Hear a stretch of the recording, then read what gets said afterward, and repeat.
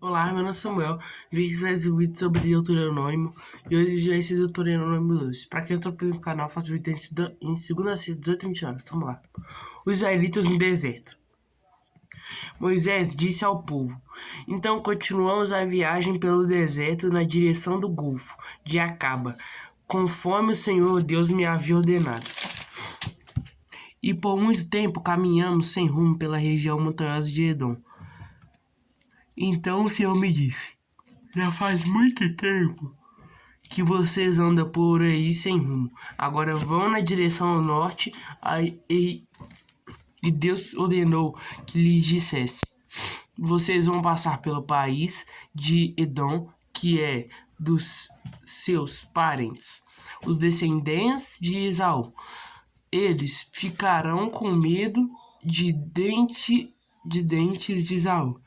Eles ficaram com medo de vocês, mas tomem cuidado para não provocarem uma luta com eles.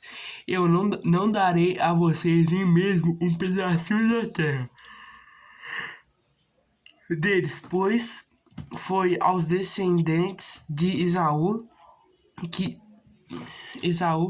deles, pois foi aos descendentes de Esaú que eu dei o território de Edom. Vocês poderão comprar deles a comida e a água que precisarem. Lembrem que o Senhor nosso Deus abençoou tudo que vocês fizeram. Ele não abençoou tudo que ele não esqueceu ele não esqueceu vocês durante os 40 anos em que caminharam por esse enorme deserto. Ele sempre cuidou de vocês, dando-lhes tudo o que precisavam. Assim rodeamos o país de Edom, deixando o caminho que vai de Elate e Ezion-Geber até o Mar Morto e seguindo o caminho que vai até o deserto de Moabe. E o Senhor Deus me disse: Não ataque os moabitas, que são descendentes de Ló, nem entrem em luta com eles. Eu dei a eles a cidade de Ar, e não darei a vocês nenhuma parte do país deles. Antigamente, uma raça numerosa de gigantes fortes, chamados Emins, vivia em Ar. Eles eram tão altos como os Anaquins, outra raça de gigantes. Tanto os Anaquins como os Emins eram conhecidos como Refaíns, mas os Moabitas os chamavam de Emins.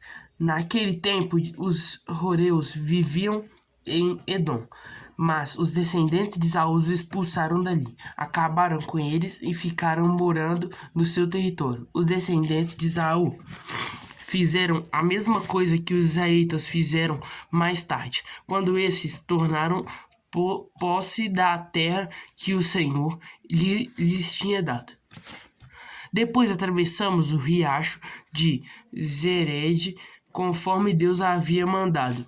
Isso foi 38 anos depois de termos saído de Cades Barneia.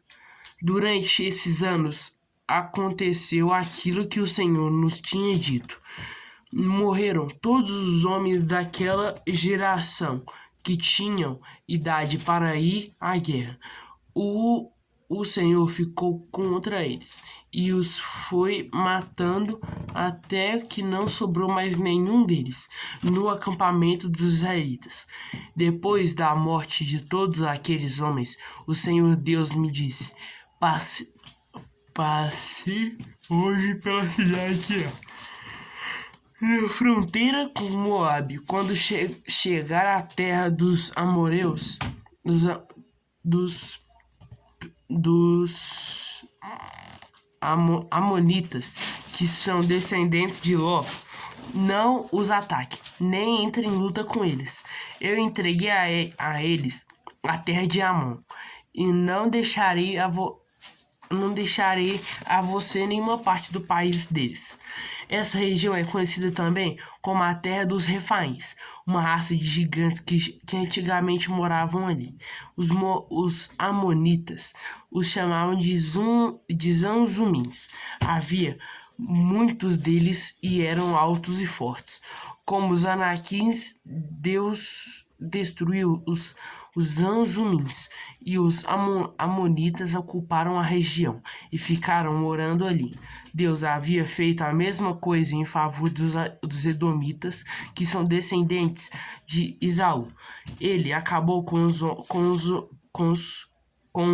horeus, e os edomitas ocuparam a terra deles.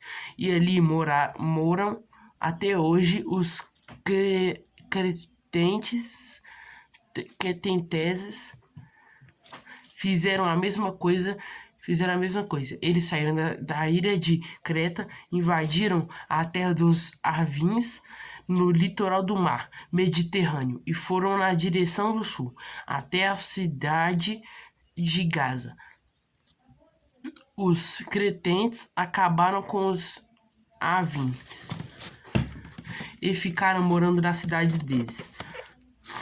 Depois que atravessamos o país de Moabe, Deus nos disse: continuem avançando e atravessem o rio Arnon, pois eu deixarei que vocês derrotem Seom, o rei dos amorreus, que mora na cidade de Hesbom.